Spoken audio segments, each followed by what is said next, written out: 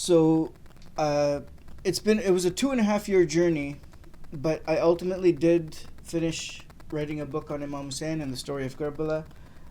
This is it. It's called Hussein, the story of Karbala and the truth about Islam. It was about a 2.5 year journey to write it and illustrate it. But one thing I have to mention right up front is this is not my book. This is the Imam's book, and I always make sure right up front that I mention that because I don't take credit for this. Um, the Imam guided me throughout this whole journey, and I prayed at the beginning that this book would turn out the way that he wants it to and not the way that I want it to. And I truly believe that that is the case. I don't take any credit for it. I just was the lucky person who got to be a part of it. But it is truly the Imam's book. And so I just want to make sure that that's clear. I would like to explain a little bit of how this came to be, how I came to be a part of it, making this. I always knew, even from when I was in college, that one day I wanted to tell the story of Imam Hussein and Karbala through my art. That was something I always wanted to do. I mean, I've always hoped that it could be an animated film. Being a storyboard artist in the animation industry, that is always what my wish is that it will be. But as one person, the best way I can start is to at least write an illustrated book and start the process that way and then see where it can go from there. But I always thought it would be later in my life that I would do this. Telling the story of Karbala is such a huge task and responsibility that I never thought in my wildest dreams the time would be now. But in the summer of 2021, around the time of Arba'in, for those people who don't know, Arba'in is the 40th day after the anniversary of Imam Hussein's martyrdom. And so in the summer of 2021, around Arba'in time, I started to get a very strong feeling that God was communicating with me and he was talking to me. And he was telling me, I want you to start taking steps and telling this story now.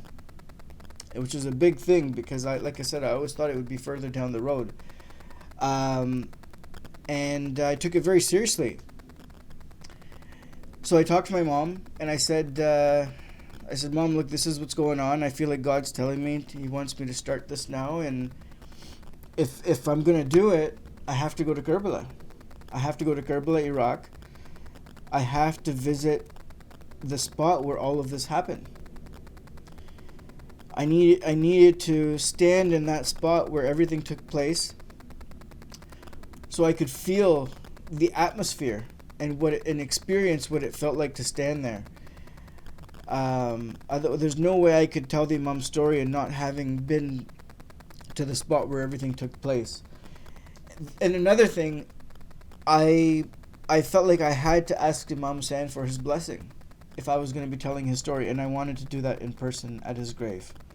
So my mom and I, we planned a trip. We went to Karbala, Iraq, and it was it was my first time ever going on a trip like that. I probably would have never done it unless if it was for this reason, or at least not for a long time, because I never really felt like I was ready for it. But it was just an incredible experience.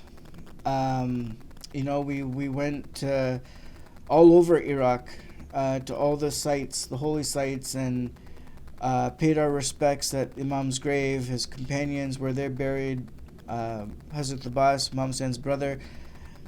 We visited all the graves, and it was a trip of reflection. I would often just sit, in the spot where it happened, and I would just sit there, and I would just think, and I would just reflect, and I would just be quiet, and think that on this land, so many 1400 years ago, this is where all of this happened. They were standing here, they were walking through here. It was just an incredible trip and experience, and being able to absorb all that, it was monumental. For doing this task of telling the story. So So I prayed to the Imam. I asked for his blessing, and that he could guide me throughout this journey, and that this book that I was going to be illustrating and writing would turn out the way that he wanted it to, and not the way that I wanted it to. That was very important to me, and I feel like he provided me a lot of the imagery. You know, he guided me. I felt the entire way through that I was working on this, he was guiding me. I really did. It's something I can't describe. It's something that you can really only feel. But I really felt like he was guiding me the entire way through, and that he was letting me know when he was with me on something I was doing. And even he allowed me access to the imagery, you know, because I had no idea what it looked like. You know, what it looked like at the time and what was happening. I have no way of visualizing it or illustrating it, but he allowed me access to these images, and so that I could be able to draw them. Like, for example, there's a moment where he's you know, like when all the soldiers were attacking the tents and setting them on fire after the Imam's martyrdom.